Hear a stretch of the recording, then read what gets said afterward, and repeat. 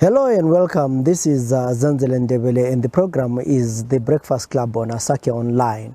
Today in the program we have a very special guest. We'll be talking to Sipho Malunga, who is the director of the Open Society Initiative of Southern Africa. Basically, we'll be sharing with him, or he will be sharing with us on two issues. The issue of Gukurahundi and how Zimbabwe can move on. And also we'll be looking at the elections. We've seen in the last few weeks he published articles, he was writing on social media about the 6 points that he thinks need to be addressed before this election. So we'll be talking to him, finding out from him what he thinks needs to be done and also what he thinks about the environment after the departure of the former president of Zimbabwe, President Robert Mugabe. So I hope we are going to learn a lot from this interview, and also if you have questions, you can post your questions on our Facebook page and comment, and we get this discussion on elections going on. Welcome to the program, Mr. Malunga. Thank you. I think my first question to you will be about the issue of Gukurahundi, and I know you were involved a lot in writing the Breaking the Silence. Maybe let's start by saying that maybe share with us the experiences as a young lawyer working with Breaking the Silence. How was it? Thank you very much. In fact, just to clarify that I didn't necessarily write Breaking the Silence, but it was written by a group of fairly well qualified researchers. The lead writer, of course, was Shari Apple. I participated in the process of gathering some of the evidence. As a young lawyer, I used to volunteer for the Bulawayo Legal Project Center, which at the time was led by David Coltart. And I came across a group of very dedicated and committed individuals who were very keen on documenting the atrocities. So what used to happen is that a lot of the people from the rural areas used to come to the Legal Project Center to tell their stories about what had happened to them. And we kept records, and we did interviews with a whole range of people. That was my involvement in Breaking the Silence. So a lot of that information culminated in the Breaking the Silence report. So I was a young researcher. So 35 years later, the issue of Gukurahundi is still on. Their victims are still talking about what happened to them, and also the fact that they've really not had someone listening to them and justice. I mean, what do you think now needs to be done to really solve this issue once and for all? Yeah, thank you, Zenzele. That's a very good question. You see, for me, what has really bothered me over the years, because I've really actually been, I can actually confess to having been obsessed with the issue of Gukurahundi. What has bothered me is the extent to which not just Zimbabweans, but the international community has not accepted or understood Gukurahundi for what it really is. Gukurahundi was a crime against humanity. That is what it is. It wasn't a moment of madness. It wasn't a temporary disagreement of political foes or opponents. It was a crime against humanity. There is absolutely nowhere in the world where 20,000 people can be murdered and nothing happens. So for me, my obsession, of course, my own father was a victim of, as a senior member of ZAPU, of detentions, of treason trials, of torture and so on before, during Rhodesia and after. But as a little boy during the time of Gukurahundi, I was able to see this whole tragedy unraveling. I was young, yes, and as you know, where we live in Four Winds, that's the way to Balakwe. And every single day there were hundreds and hundreds and hundreds of army trucks that used to pass there. And at the time, of course, my father was in jail. He was detained on treason charges that had actually for which he had been acquitted, but he was still kept together with Dumiso Tabengwa and Lookout and the others. But for me, that's less of the problem. I mean, my own personal history is not so important for me. The problem has been the thousands of people who disappeared, who were killed, who have absolutely no voice, and whose fate remains unknown, and nobody says anything about it. And we are all supposed to move on. I don't get it. You know, you take Balakwe. Balakwe was a concentration camp. We don't talk about it in those terms. We talk of Auschwitz as a concentration camp from which the Jews were led and gassed. That's exactly what was happening in Balakwe. People were kept out in the open for months. no food, no water, and every night people were carried away, they were killed, and every night they were buried, they were dumped into mine shafts. What is the difference between what happened to the Jews and what happened to those poor villagers in Balakwe? So for me, it bothers me a lot, Mr. Ndebele. But I will stop there unless you want me to continue. Yeah, but my question is, so what do you think is the way forward? How do we solve this issue? Because, I mean, in the last few months, I've talked to people, victims. There are women who say we were raped. There are men who say they stayed in Balagwe for like 8 months. These guys have broken ribs, their bones, their backs were damaged. They can't do anything. And they are living in poverty.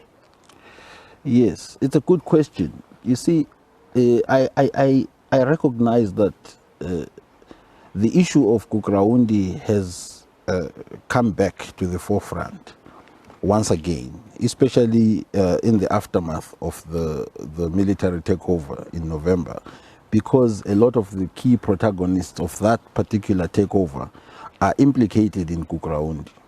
So there's much more robust discussion and debate about the suitability of these individuals to actually lead a country, given their history in the massacres. Now, the truth of the matter is this. Everywhere in the world, international law is quite clear about crimes against humanity. Crimes against humanity are crimes in international law. They are crimes wherever you go. So customary international law provides that crimes against humanity must, they are prohibited as a starting point. And secondly, perpetrators of crimes against humanity must be held accountable. So when you ask me the question, what must be done? There has to be a process of accountability. What does that mean? Now, accountability takes many different forms, but there's two key components of accountability. The first component is that perpetrators must be held responsible for their crimes. That is one, the left-hand side of accountability. The right-hand side is that victims must get justice. So any form of accountability must balance very carefully these two critical interests. So what has not happened in Zimbabwe is that perpetrators have never been held to account. So we have a huge gap. On the other side of the victims have never got justice. So as you rightly point out, you mentioned that hundreds, maybe even thousands of people were raped. Rape is a crime against humanity. So there are people who were actually convicted in international tribunals for committing rape as a crime against humanity. In Bosnia, in Rwanda, the former prime minister, I believe, was one of the first people convicted for this. So at the end of the day, there were so many crimes that were committed as part of Gukurahundi, for which there has to be accountability on the one hand, and for which there has to be justice on the other hand. Will this NPRC deliver this justice? I am not sure, and I'm certainly not confident. But that is yet to be seen. But justice and accountability is absolutely necessary. I know that currently there is the Peace and Reconciliation Commission that has been set up, but people have been complaining the time limits and also the fact that they are reporting to the people in government, who most of them are actually implicated in the whole thing. So are we likely to see anytime soon justice for the victims? I'm skeptical. I'm very, very skeptical, and I'll tell you why. So for all these years, the government has had absolutely no interest in dealing with Gukurahundi. On the contrary, they've actually gone as far as they could to suppress any conversations about Gukurahundi. People are not allowed to even go to Balakwe. The police stop them. There's 3 or 4 roadblocks before you get there. That's a starting point. Now, Owen Masego tries to exhibit artwork on Gukurahundi. The whole art gallery is boarded up. He is arrested. The censorship board issues a decision that his work cannot be displayed, and so on. It keeps going on. These young people from Bovane, they protest, they are arrested. Mtwagazi youngsters, they protest and they are arrested. So basically, it is clear that the government has never wanted a conversation about Gukurahundi, and the reason is simple: that the people who are in government, who are in charge of government are the people who committed Gukurahundi. There's absolutely no doubt about this. We know it. So there's no running away from this fact. And any conversation, any process that reveals the truth of Gukurahundi does not cast them in any good light. If anything, it casts them in the worst light possible. Because who presides over the murder of thousands of people and still claims the right to govern over other people? So that's the big problem that we face. The NPRC, am I confident? Usually more meaningful processes of accountability happen when perpetrators are no longer in power. It is rare, very rare, for a perpetrator to preside over an accountability process relating to themselves and remain in power, or while they are still in power. So that's the source of my skepticism.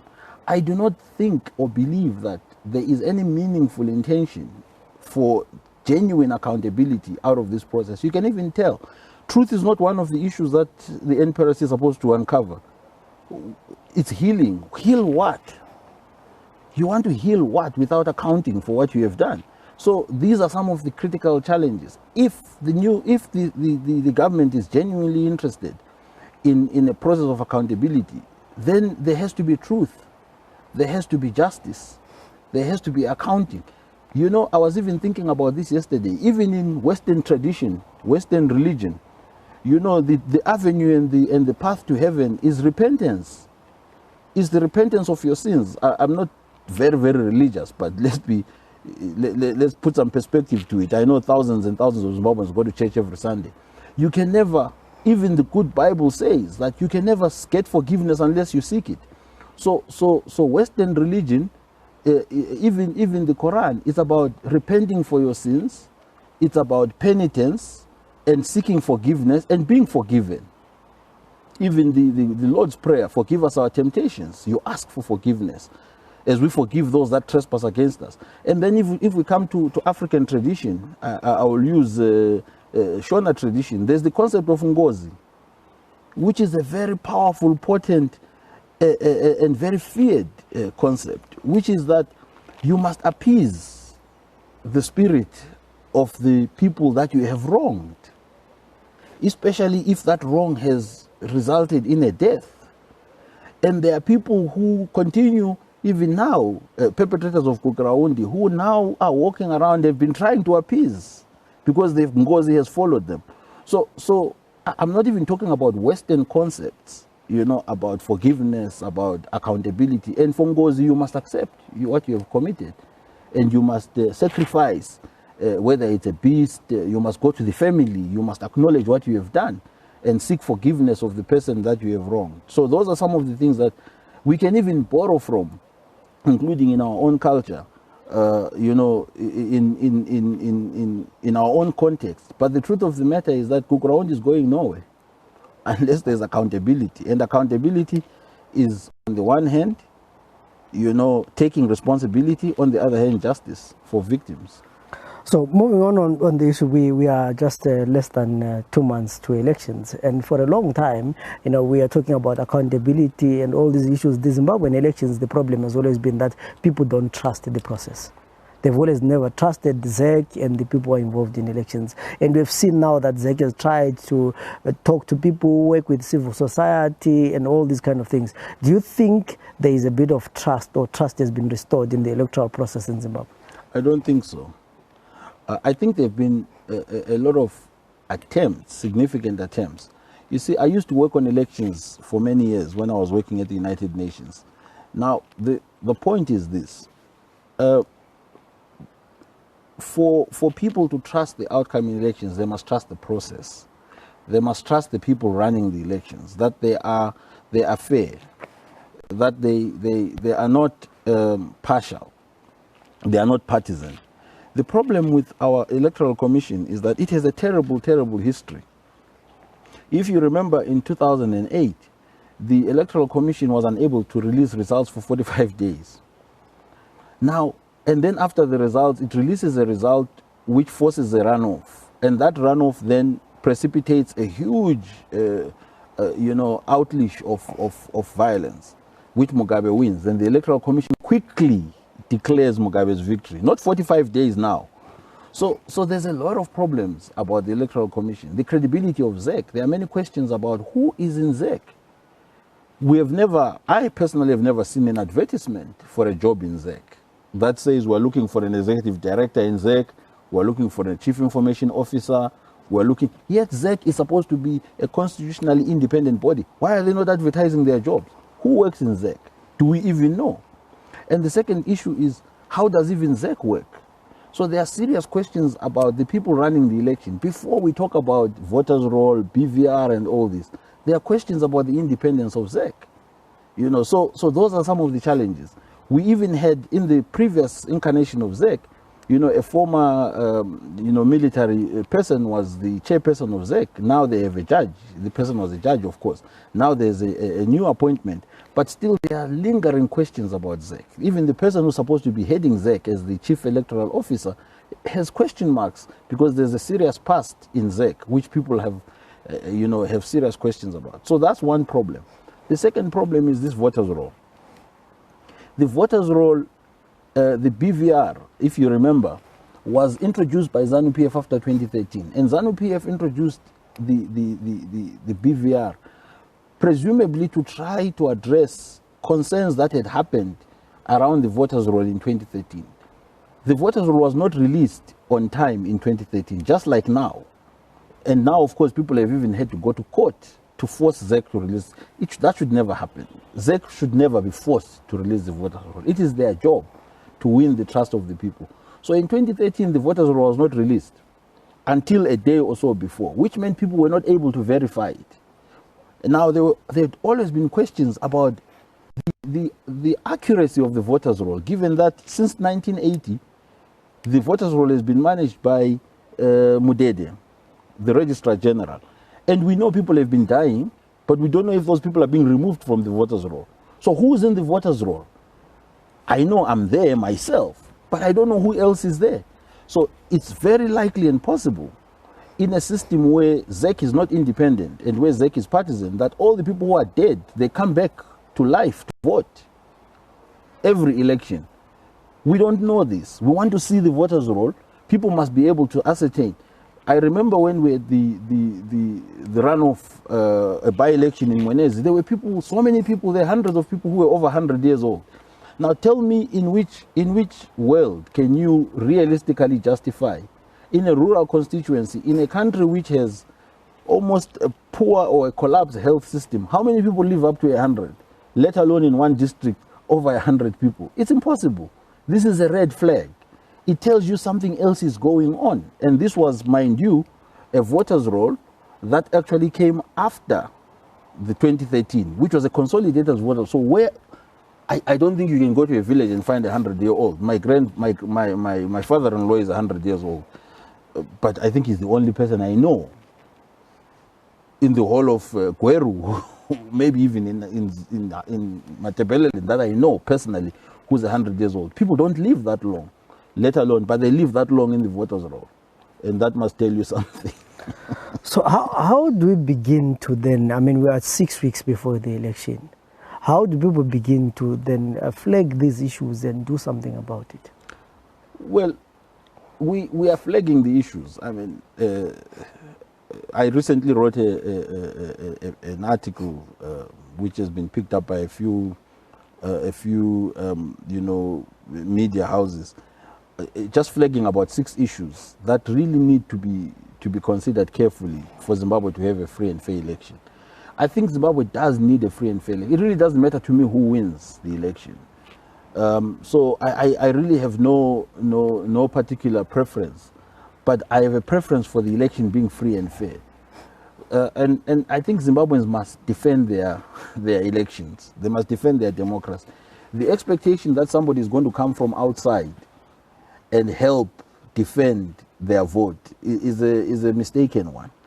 You know, the UK, the Americans, ultimately it's the people who will defend their vote. If they feel that the election is not free and fair, my view is that they must reject it.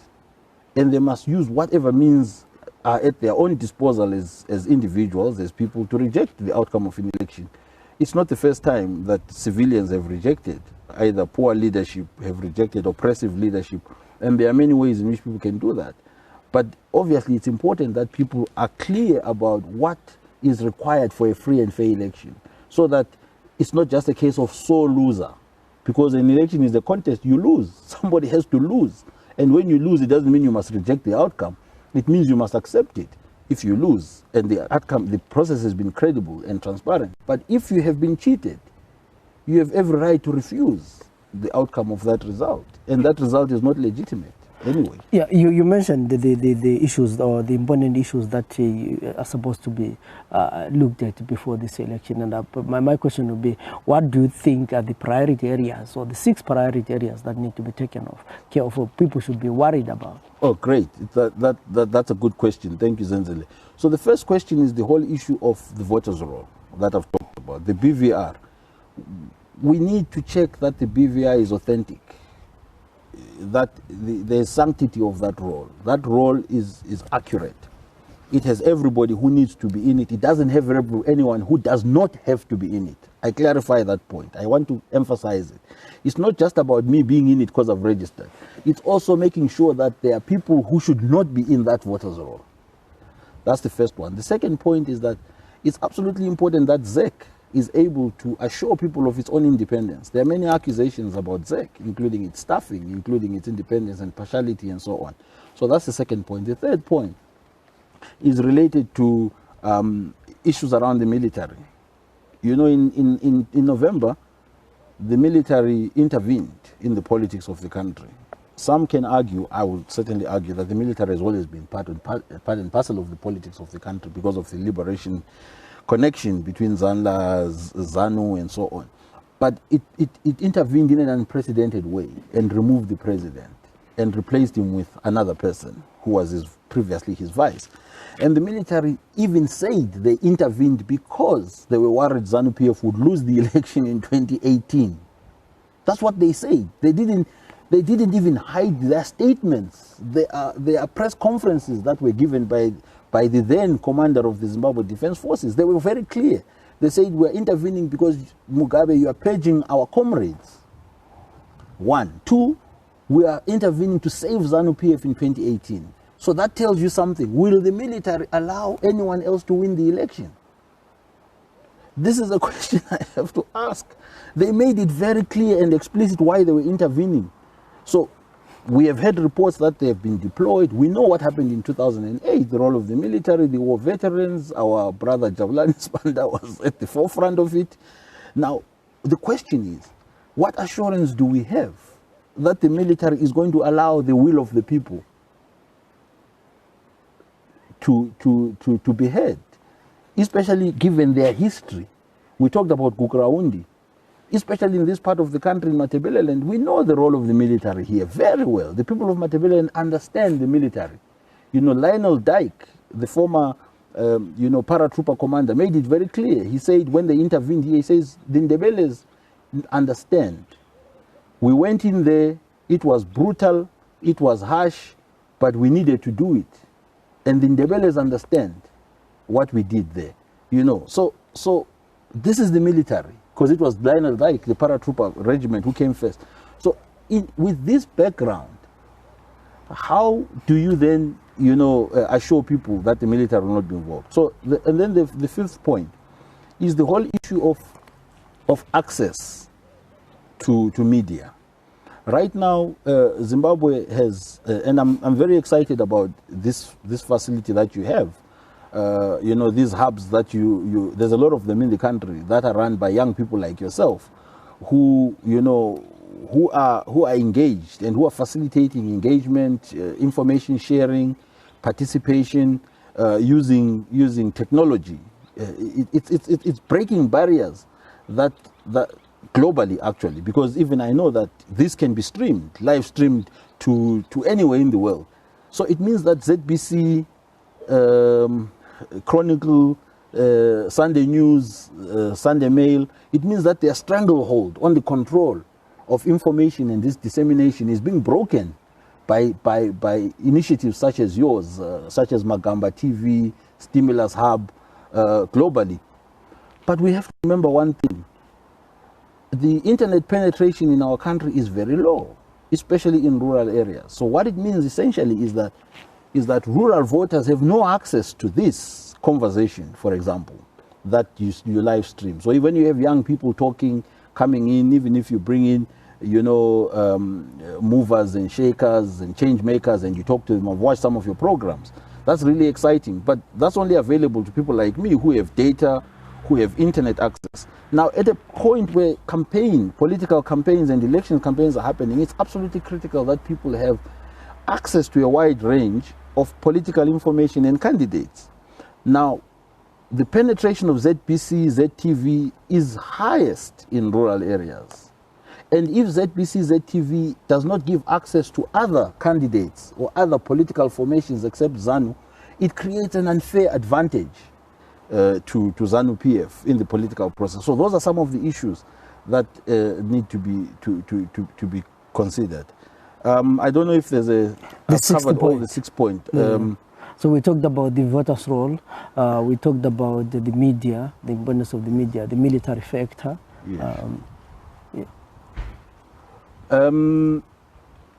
Yes, the 6 point, yes, exactly. How can I forget the 6 points? I've been thinking about these 6 points for a long time. The 6 point is the environment, the pre-electoral environment. Now, you know that an election is a contest, and it's a contest of ideas, of policies. It's a contest which one has to win. So it means that one has to be able to move around and share their views and ideas. Right now, the environment is slightly relaxed after November, but it's only slightly, because the problem is that Zimbabwe during Mugabe's time became really a very closed society. So the two key critical repressive laws that Mugabe enacted, or Mugabe and his colleagues enacted, that was the Public Order and Security Act and the Access to Information and the Protection of Privacy. It's a very ironically named because it neither protects any privacy except of corrupt politicians, and it simply stifles free speech. Now, the Public Order and Security Act was modeled along the Law and Order Maintenance Act, which was the law that imprisoned Mugabe, Joshua Nkomo, my own father, and all those nationalists. That was the Rhodesian law, the law that Rhodesia used. It was a sweeping piece of legislation that prevented organizing, that banned political parties. It did all sorts of things. So now there's a reincarnation of that law, which is the Public Order and Security Act, which makes it very difficult for people to share information, to assemble, to organize, to call public meetings. You need the permission of the police. In which democratic country do you need the permission of the police to go and meet? 4 or 5 people. I want to go and have a meeting in town. I must go and ask for permission from the police. And we know what they do. They deny it if it's something that they don't like. They've been denying it for people in Balakwe, for people to go and commemorate Balakwe for years and years, because it's not convenient for them. So as long as those laws exist, I know we can argue that right now the laws are relaxed, but we don't want benevolence. We don't want them to be relaxed. These laws must not be there, So that's the 6th point. An environment in which people can campaign, people can freely associate with others, people can share their views and information, journalists can write their stories, and people are free. That's what we want, and that environment is important for a credible and transparent election. Looking at this election, is it an opportunity for Zimbabwe to move to a democratic space, or we are just in the same space? Nothing will change after this election. It is. Every election is an opportunity. That is why I say to you, and the reason why I've raised these 6 points is in a small way to contribute to the conversation about what it would take for Zimbabwe to move to the next stage. I think it is possible. I really genuinely believe that if each of these 6 issues was to be seriously attended to and meaningfully attended to, I think it is possible to have a free election. I do believe that. But there's no time. This is the problem. The problem is that there is no time. We are 6 weeks away from the election, and there are all these many important issues that need to be addressed. The question is going to be, if indeed there is a serious intention to get proper political legitimacy, then these issues must be addressed. I do believe that is possible. Yes, it is absolutely possible for Zimbabwe to move from here to a genuinely democratic dispensation. But it has to be founded on a proper, solid basis. So if you look at the last 18 years, the elections have always been disputed. But my last question will be, yes, do you think after this election there will be a dispute again, or whoever wins is fine and the loser accepts and life goes on? Thank you, Zenzele. That's a good question. I think that I've already highlighted what, for me, and maybe there are 2 issues or 5 or 6, but for me are 6 key issues. I personally believe that if those 6 issues are not addressed, the outcome will be disputed or should be disputed. Let me say this. I personally will dispute any outcome that emerges if none of these issues are meaningfully addressed. That's my personal view. I'm not a contestant, I'm not a politician, I have no interest in in winning any particular side, but I hope that the country can proceed in such a way that the issues are addressed convincingly, so that many people, including some of us, and of course many Zimbabweans and outsiders, can confidently embrace the outcome of the election. I'm praying to have an outcome that I can embrace, so that the country can move on. But it doesn't take away from the fact that there are these issues which have to be addressed, and we would not be doing our country and our leaders and our people any service by not highlighting them. That was a very interesting and very informative discussion that I had with the director of OSISA, Sipho Malunga. And I remain with so many questions. And actually what stuck in my mind was the fact that when the army intervened last year, they said that they intervened because they were worried that ZANU-PF is going to lose the 2018 elections. And we should ask ourselves, do we think that the army is going to allow ZANU-PF to lose the 2018 elections when their main aim of intervening last year was to make sure that ZANU-PF wins those elections? So sometimes you look at these elections and think maybe this is just a delayed match.